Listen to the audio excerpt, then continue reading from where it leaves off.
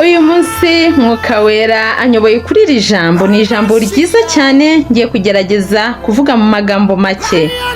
Ni ijambo rikwiye kudukomeza mu mibereho yacu ya buri munsi. Iryo jambo rero turarisanga mu Gutegeka kwa 2 igice cya 8 umurongo wa 3. Haravuga ngo nuko yagucishije bugufi ikundira ko wicwa n'inzara, ikugaburira amanu wari utazi n'abasekuruza banyu batigeze kumenya, kugira ngo ikumenyeshe yuko umuntu adatungwa n'umutima gusa, ahubwo yuko amagambo yose ava mu kanwa ka Yahwa ari yamutunga. Yes, ngo umuntu ntabwo atungwa n'umutima gusa, ngo ahubwo amagambo yose ava mu kanwa ka Yahwa ni yamutunga. Ibi biranyumvisha cyane ukuntu ijambo ry'Imana ari iry'umumaro mu buzima bwacu bwa buri munsi.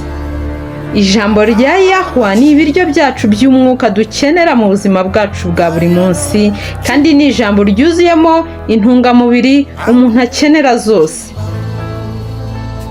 Ntabwo ari izi ntungamubiri z'ibiryo turya buri munsi, kuko ibi biryo turya ni ibitutera imbaraga, ni ibituma tugira ubuzima bwiza, ariko ijambo rya Yahwa ryuzuye intungamubiri umuntu akenera mu buryo bw'umwuka binyuze mu mwami wacu Yahusha Hamashiach, kandi rigatuma tugirana connection na Data wa twese wo mu ijuru Yahwa.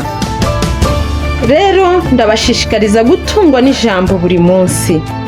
Nkuko udasiba kurya buri munsi, gufata ifunguro rya mu gatondo, saa sita na nijoro, n'ijambo rya Yahwa ntirikabure mu gitondo, ntirikabure saa sita na nijoro, kuko niryo funguro ryuzuye intungamubiri imibiri yacu ikeneye.